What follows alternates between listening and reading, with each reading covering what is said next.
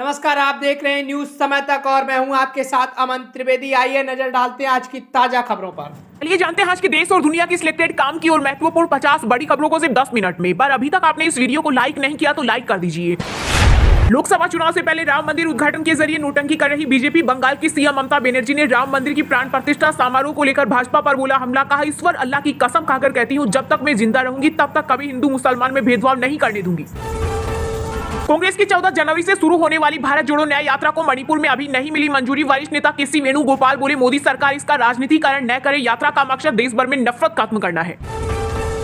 अयोध्या में रामलला की प्राण प्रतिष्ठा से सबसे पहले पीएम मोदी ने कैबिनेट में अपने मंत्रियों को बयानबाजी से बचने का दिया निर्देश। बोले, प्रभु श्री राम के प्राण प्रतिष्ठा कार्यक्रम को लेकर रहे सचेत। प्रधानमंत्री ने स्पष्ट तौर पर कहा, आस्था दिखाई मगर अग्रेशन नहीं। कश्मीर में टेम्परेचर शून्य से नीचे। मध्य प्रदेश, राजस्थान समेत देश के 19 राज्यों में कोहरे का अलर्ट। वहीं दिल्ली, एनसीआर, बनास, शिमला और नैनीताल 5.3 डिग्री तक पहुंचा तापमान। इसके अलावा एमपी के 9, पंजाब के 12 और हरियाणा के 13 शहरों में बारिश की संभावना। मौसम विभाग ने जारी किया अलर्ट।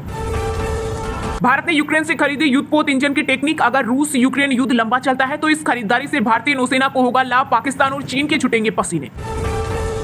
महाराष्ट्र में इंडिया गठबंधन का सीट बंटवारे का फॉर्मूला हुआ तय। संभावित फॉर्मूले के तहत कांग्रेस और शिवसेना 20-20 सीटों पर चुनाव लड़ने वाली है, जबकि एनसीपी को 6 सीटों पर चुनाव लड़ने का मौका मिलेगा। इसके अलावा वंचित बहुजन अखाड़ी 2 सीटों पर चुनाव लड़ेगी। यूपी में आ गया नया नियम। अब गाय भैंस रखने के लिए लेना होगा लाइसेंस। हर साल नवीनीकरण कराना भी होगा जरूरी। भारतीय तेज गेंदबाज मोहम्मद शमी का तीर लगा निशाने पर। राष्ट्रपति द्रौपदी मुर्मू ने अर्जुन अवार्ड से किया सम्मानित। विश्व कप 2023 में जमकर बरपाया था कहर।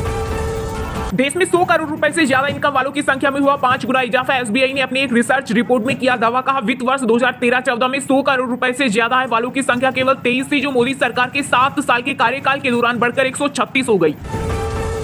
राहुल गांधी की भारत जोड़ो न्याय यात्रा से देश का होगा मनोरंजन और कांग्रेस की होगी किरकिरी। भाजपा सांसद रविशंकर प्रसाद ने कसा तंज। कहा, राहुल गांधी अपनी यात्रा में कुछ भी बोल देते और देश उन्हें गंभीरता से नहीं लेता। डॉक्टर को अब कैपिटल लेटर में लिखना होगा पर्चा। उड़ीसा हाईकोर्ट ने राज्य के सभी डॉक्टरों और निजी अस्पतालों को दिया निर्देश। का जिग राइटिंग बंद करें। अब से सभी प्रिस्क्रिप्शन, पोस्टमार्टम रिपोर्ट और मेडिको लीगल दस्तावेज हस्तलेखन या कैपिटल लेटर में लिखें। 7 समंदर पार भी गूंज रहा जय श्री राम। राम मंदिर प्राण प्रतिष्ठा से पहले अमेरिका के ह्यूस्टन में भक्तों ने निकाली कार रैली। का ऐसा लगा मानो भगवान श्री राम आ गए हो। गणतंत्र दिवस पर सुरक्षा को लेकर दिल्ली पुलिस हुई अलर्ट। रेलवे स्टेशनों पर 23 से 26 जनवरी तक बंद रहेगी पार्सल सेवा। वहीं पैसेंजर अपने साथ सामान लेकर कर सकते हैं यात्रा। हमारे देश के प्रधानमंत्री के खिलाफ अगर कोई दूसरा देश बोलेगा तो हमें यह बर्दाश्त नहीं होगा। मालदीव विवाद पर पीएम मोदी को मिला एनसीपी प्रमुख शरद पवार का साथ। दरअसल पीएम मोदी के खिलाफ आपत्तिजनक टिप्पणी के मामले में इजरायल से लेकर बांग्लादेश तक के देशों ने भारत का समर्थन किया है। गुजरात की राजधानी गांधीनगर में ग्लोबल ट्रेड शो। 10 से 12 जनवरी तक वाइब्रेंट गुजरात ग्लोबल समिट का होगा आयोजन। कार्यक्रम के पहले दिन पीएम मोदी ने ग्लोबल ट्रेड शो का किया उद्घाटन। इस दौरान उन्होंने यूएई के राष्ट्रपति शेख मोहम्मद बिन जायद के साथ किया 7 किलोमीटर लंबा रोड शो। राम मंदिर में सोने के दरवाजे की पहली फोटो। 3 दिन में 13 और दरवाजे लगेंगे। 42 दरवाजों पर 100 केजी सोने की परत चढ़ाई गई। रामनगरी में टूटेगा सऊदी अरब का वर्ल्ड रिकॉर्ड। योगी सरकार अयोध्या में बना रही दुनिया की सबसे बड़ी solar powered street lights line. Bullet train project के लिए जमीन अधिग्रहण का काम हुआ पूरा। गुजरात महाराष्ट्र में प्रोजेक्ट के सिविल कॉन्ट्रैक्ट भी दिए। सूरत बिलीमोरा के बीच सबसे पहले चलेगी ट्रेन। जम्मू कश्मीर में आर्टिकल 370 हम नहीं, महाराजा हरि सिंह लाए। जम्मू कश्मीर के पूर्व सीएम फारूक अब्दुल्ला बोले, उन्हें डर था कि विभाजन के बाद कहीं पंजाब के लोग जम्मू कश्मीर ना जाएं। राम जन्मभूमि ट्रस्ट ने मंदिर का नया वीडियो किया जारी, जिसमें रात्रि के वक्त दिखी जन्मभूमि की भव्यता। प्रवेश मार्ग पर लगाई गई है हनुमान और जटायु की प्रतिमाएं। वहीं लखनऊ में 22 जनवरी को बंद रहेगी मांस की दुकानें। राम मंदिर में प्राण प्रतिष्ठा समारोह की वजह से मीट विक्रेता संघ ने लिया फैसला।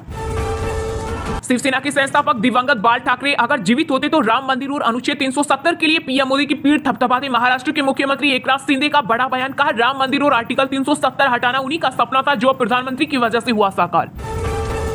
अयोध्या पहुंचकर सीएम योगी ने ग्रब ग्रैमी की रामलला की आरती। इस दौरान मुख्यमंत्री ने प्राण प्रतिष्ठा कार्यक्रम की तैयारियों का भी लिया जायजा।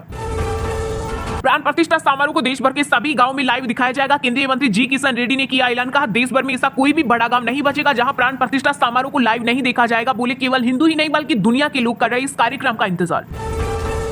विपक्षी दलों के इंडिया गठबंधन में सीट शेयरिंग पर नहीं बन रही बात। बंगाल में कांग्रेस को 2 सीटें देने पर अड़ी दीदी। वहीं बिहार में जेडीयू ने कहा, हमारी 17 सीटें, इन पर नहीं होगा कोई समझौता।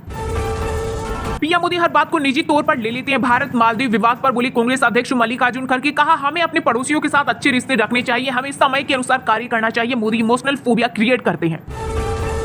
अमेरिका के टाइम्स स्क्वायर पर भी दिखेगा रामलला की प्राण प्रतिष्ठा का कार्यक्रम। यह किसी भारतीय प्रोग्राम की होगी पहली लाइव स्क्रीनिंग। मंदिर पर लहराएगा 44 फीट ऊंचा ध्वज। बैडमिंटन स्टार चिराग सेठी और रंकी रेड्डी सात्विक साई बने खेल रत्न, तो क्रिकेटर मोहम्मद शमी सहित 26 को मिले अर्जुन अवार्ड। अवार्ड को लेकर भावुक हुए शमी बोले, यह किसी सपने के सच होने के जैसा। साथ ही कहा, लोगों की पूरी उम्र निकल जाती है लेकिन इस अवार्ड को नहीं जीत पाते। सीएम योगी ने दी बधाई, कहा आप हमारा गौरव है। इस्लामिक देश सऊदी अरब में बना इतिहास। केंद्रीय मंत्री स्मृति ईरानी ने मुस्लिम पवित्र शहर मदीना का किया दौरा। इस पहली बार है जब मदीना शहर में कोई गैर मुस्लिम भारतीय प्रतिनिधिमंडल पहुंचा। इस दौरान उन्होंने वहां के यात्रियों के लिए की जा रही सुविधाओं का भी लिया जायजा। 22 जनवरी को यूपी में बंद रहेंगे सभी स्कूल कॉलेज, सीएम योगी ने दिए निर्देश। केंद्र सरकार की कोशिशों से जेनेरिक दवाओं को लेकर बदल रही लोगों की सोच। जेनेरिक दवाओं की बड़ी मांग, 40% मरीजों ने छोड़ी ब्रांडेड दवाएं। नमो ऐप के तर्ज पर बसपा 15 जनवरी यानी कि सुप्रीमो मायावती के जन्मदिन के अवसर पर बहन जी ऐप को किया जाएगा लॉन्च। इस ऐप में बसपा शासन काल में किए गए कामों का वर्णन होगा। इसके साथ ही 2024 लोकसभा चुनाव में पार्टी की तैयारियों की भी जानकारी होगी। गणतंत्र दिवस को लेकर केंद्र की मोदी सरकार पर भड़के सीएम भगवंत मान, बोले शहीदों की झांकी रिजेक्ट करने वाले ये कौन होते हैं। 26 जनवरी के बाद पंजाब की तैयार झांकियों को हम गांव-गांव तक लेकर जाएंगे और पूछेंगे इसमें गलत क्या है। बच गया band, Maldives association of tourism को आया होश, कहा हम शर्मिंदा है, भारत हमेशा हमारे संकट भरे पल में पहला मदद करता रहा। वहीं मालदीव में राष्ट्रपति मुइजू के खिलाफ अविश्वास प्रस्ताव की मांग, विपक्षी नेताओं ने कहा रिश्ते सुधारे सरकार, नहीं तो खामियाजा भुगतना होगा मुश्किल। बिहार के चर्चित नौकरी के बदले जमीन घोटाले मामले में लालू परिवार की बड़ी मुश्किलें। राबड़ी देवी और उनकी एक और बेटी हेमा समेत 7 को बनाए आरोपी। 16 जनवरी को होगी मामले की सुनवाई। लोकसभा चुनाव में गोवा में भी ताल ठोकेगी आम आदमी पार्टी। पार्टी के राष्ट्रीय संयोजक अरविंद केजरीवाल 11 और 12 जनवरी को 2 दिवसीय दौरे पर जाएंगे। यहां वह पार्टी नेताओं के साथ करेंगे बैठक। महाराष्ट्र सरकार के विधायकों की अयोग्यता पर सुप्रीम कोर्ट में आज होगा फैसला। एकनाथ शिंदे अयोग्य घोषित हुए तो जाएगा मुख्यमंत्री पद। वहीं डिप्टी सीएम फडणवीस बोले हमारी ही सरकार रहेगी। बंगाल में ईडी की टीम पर हाल ही में हुए हमले के बाद केंद्रीय मंत्री सर्बानंद सोनोवाला ने कहा, पीएम मोदी की लीडरशिप में पूरा देश विकास की राह पर आगे बढ़ रहा है, लेकिन ममता सरकार के कारण बंगाल उल्टी दिशा में जा रहा। वहीं टीएमसी बोली कानून व्यवस्था भाजपा शासित राज्यों से बेहतर। बिल्किस बानो पर होगी कंगना रनौत की फिल्म। 3 साल से कर रही रिसर्च। बॉलीवुड एक्ट्रेस बोली, मैं वह कहानी बनाना चाहती हूँ, मेरे पास इसकी स्क्रिप्ट तैयार है, मैंने उस पर 3 साल तक शोध किया। कानून सही है तो विपक्ष करे सहयोग। लोकसभा अध्यक्ष ओम बिरला बोले, कोई भी स्पीकर नहीं चाहेगा कि सदन के सदस्य निलंबित किए जाएं, लेकिन संसद की भी कुछ मर्यादा होती है, सदस्यों को इसका ध्यान रखना चाहिए। देश में बीते 24 घंटे में कोरोना के 475 नए मामले आए सामने। मुंबई में मिले नए वेरिएंट JN.1 के 19 मरीज। वहीं एक्टिव मामलों की संख्या 4000 के करीब। ईडी हमले के बाद भाजपा टीएमसी में तकरार। केंद्रीय मंत्री सोनेवाला बोले, बंगाल में जंगल राज, तो वहीं टीएमसी ने किया पलटवार। कहा यहां कानून व्यवस्था भाजपा शासित राज्यों से बेहतर। हिमाचल के मुख्यमंत्री सुखविंदर सिंह सुक्खू का रिटायर्ड कर्मचारियों को बड़ा तोहफा, 500 नहीं 15,000 प्रति माह मिलेगी पेंशन। चलिए अब जानते हैं जो आम आदमी के काम की और फायदेमंद खबरें हैं उनको विस्तार से। पर इससे पहले अभी तक आपने इस वीडियो को लाइक नहीं किया तो लाइक कर दीजिए। अयोध्या में रामलला की प्राण प्रतिष्ठा से पहले पीएम मोदी ने कैबिनेट बैठक में अपने मंत्रियों को बयानबाजी से बचने का दिया निर्देश। बोले, प्रभु श्री राम के प्राण प्रतिष्ठा कार्यक्रम को लेकर रहे सचेत। प्रधानमंत्री ने स्पष्ट तौर पर कहा, आस्था दिखाए मगर अग्रेसर नहीं। जी हां, प्रधानमंत्री नरेंद्र मोदी ने कैबिनेट की बैठक में मंत्रियों को कई सख्त निर्देश दिए। पीएम मोदी ने अयोध्या में बन रहे राम मंदिर की प्राण प्रतिष्ठा कार्यक्रम को लेकर मंत्रियों को खासकर सचेत किया। मीटिंग में पीएम मोदी ने साफ साफ कहा कि आस्था दिखाए लेकिन अग्रेसर नहीं। सूत्रों के मुताबिक पीएम मोदी ने अपने मंत्रियों को किसी भी तरह की बयानबाजी से बचने की नसीहत भी दी। इस दौरान पीएम मोदी ने मंत्रियों से कहा कि वो अपने अपने क्षेत्र में प्राण प्रतिष्ठा के दौरान किसी भी तरह की गड़बड़ी ना हो, इसका ख्याल रखें। उन्होंने कहा कि अपने अपने इलाके में लोगों को 22 जनवरी के बाद ही रामलला के दर्शन करवाने लेकर जाएं। दरअसल 22 जनवरी को राम मंदिर की प्राण प्रतिष्ठा के लिए देश के चुने हुए लोगों को न्योता दिया गया। इसके बाद भी ऐसी संभावनाएं हैं कि भारी संख्या में लोग अयोध्या पहुंच सकते हैं, जिसको देखते हुए पीएम मोदी ने अपने मंत्रियों को ऐसे निर्देश दिए। वहीं श्री राम जन्मभूमि तीर्थ क्षेत्र ट्रस्ट के महासचिव चंपत राय ने बताया कि प्राण प्रतिष्ठा में 125 संत परंपराओं के संत महात्मा उपस्थित रहेंगे। इसके अलावा 13 अखाड़ों तथा 6 सनातन दर्शन के धर्माचार्य भी प्राण प्रतिष्ठा में शिरकत करेंगे। देश के विभिन्न क्षेत्रों जैसे खेल, मनोरंजन, विज्ञान, न्याय और अन्य क्षेत्रों से 2500 लोगों को आमंत्रित किया जा रहा है। इसके लिए विशेष इंतजाम भी किए गए हैं। चंपत राय के मुताबिक 50 देशों से करीब 100 मेहमान भी अयोध्या पहुंचेंगे। वहीं देश के सभी राज्यों के अलावा रामलला की प्राण प्रतिष्ठा का प्रसारण विदेशों में विभिन्न भारतीय दूतावासों में भी किया जाएगा। अमेरिका के न्यूयॉर्क शहर में टाइम्स स्क्वायर पर 22 जनवरी को अयोध्या में होने वाले राम मंदिर की प्राण प्रतिष्ठा का सीधा प्रसारण होगा। इस ऐतिहासिक अवसर पर पीएम मोदी देश विदेश के सभी राम भक्तों को संबोधित करेंगे।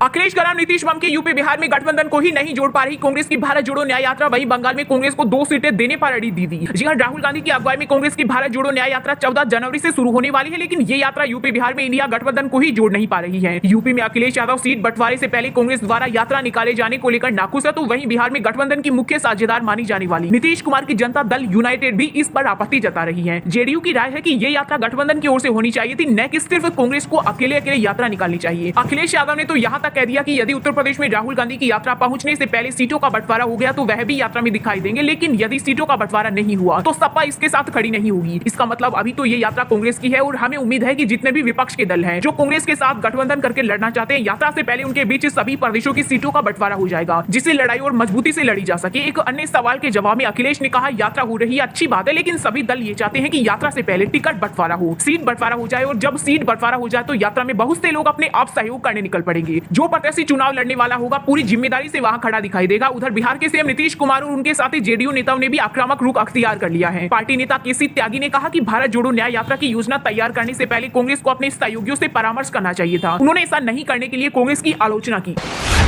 लोकसभा चुनाव से पहले राम मंदिर उद्घाटन के जरिए नोटंकी कर रही बीजेपी। बंगाल की सीएम ममता बनर्जी ने राम मंदिर की प्राण प्रतिष्ठा समारोह को लेकर भाजपा पर बोला हमला का। ईश्वर अल्लाह की कसम खाकर कहती हूँ, जब तक मैं जिंदा रहूंगी तब तक कभी हिंदू मुसलमान में भेदभाव नहीं करने दूंगी। जी हां, राम मंदिर की प्राण प्रतिष्ठा समारोह का जिक्र कर पश्चिम बंगाल की मुख्यमंत्री ममता बनर्जी ने बीजेपी पर हमला बोला। बनर्जी ने कहा कि लोकसभा चुनाव से पहले राम मंदिर उद्घाटन के जरिए बीजेपी नोटंकी कर रही है। टीएमसी चीफ ममता बनर्जी ने राम मंदिर को लेकर कहा, मैं उस उत्सव पर विश्वास रखती हूँ जो सभी को साथ लेकर चलता है। उन्होंने कहा, आपको जो करना है करिए, आप चुनाव से पहले नोटंकी कर रहे हैं, इससे मुझे कोई दिक्कत नहीं है, लेकिन दूसरे समुदाय के लोगों की अवहेलना करना सही नहीं है। ममता ने आगे कहा, मैं ईश्वर अल्लाह की कसम खाकर कहती हूँ कि जब तक मैं जिंदा रहूंगी तब तक कभी हिंदू मुसलमान में भेदभाव नहीं करने दूंगी। मैं लोगों को धार्मिक आधार पर बांटने में विश्वास नहीं रखती। कांग्रेस की 14 जनवरी से शुरू होने वाली भारत जोड़ो न्याय यात्रा को मणिपुर में अभी नहीं मिली मंजूरी। वरिष्ठ नेता केसी वेणुगोपाल बोले, सरकार इसका राजनीतिकरण न करे, यात्रा का मकसद देश भर में नफरत खत्म करना है। जी हां, कांग्रेस की भारत जोड़ो न्याय यात्रा 14 जनवरी से शुरू होगी। मणिपुर के जिस ग्राउंड से ये यात्रा शुरू होनी है उसके लिए राज्य सरकार ने मंजूरी नहीं दी है। पार्टी नेताओं ने राज्य के मुख्य सचिव विनीत जोशी से मुलाकात की तो उन्हें बताया कि मामला मुख्यमंत्री एन बीरेन सिंह के पास है। वहीं मामले में कांग्रेसी सांसद केसी वेणुगोपाल ने प्रतिक्रिया दी। उन्होंने कहा कि एक हफ्ते पहले ही प्रोग्राम की परमिशन के लिए आवेदन दे दिया गया था, लेकिन अभी तक मंजूरी नहीं मिली है। वेणुगोपाल ने आगे कहा कि राजनीतिक यात्रा नहीं है, इसलिए सरकार को इसका राजनीतिकरण नहीं करना चाहिए। यात्रा का मकसद अशांत मणिपुर के लोगों के घाव को भरना और नफरत खत्म करके प्रेम का संदेश फैलाना है। कांग्रेस नेता वेणुगोपाल ने मणिपुर की स्थिति पर चिंता व्यक्त करते हुए कहा कि हम इस यात्रा की शुरुआत यहां का भविष्य सुनिश्चित करने के लिए कर रहे हैं। मणिपुर से मुंबई तक 6500 किलोमीटर की दूरी तय करने वाली यह ऐतिहासिक यात्रा युवाओं, महिलाओं, किसानों और गरीबों के लिए न्याय मांगती है। उन्होंने कहा, मणिपुर के लोग न्याय के हकदार हैं, क्योंकि देश के बाकी हिस्से मणिपुर की स्थिति देखकर दुखी हैं और मणिपुर के लोगों को न्याय की जरूरत है। दरअसल कांग्रेस सांसद राहुल गांधी 14 जनवरी से भारत जोड़ो न्याय यात्रा शुरू करेंगे। यह यात्रा मणिपुर से शुरू होकर 20 मार्च को मुंबई में खत्म होगी। लोकसभा चुनाव से करीब 4 महीने पहले होने वाली यह यात्रा 14 राज्यों और 85 जिलों को कवर करेगी। इस दौरान राहुल गांधी पैदल और बस से 6200 किलोमीटर से ज्यादा की दूरी तय करेंगे।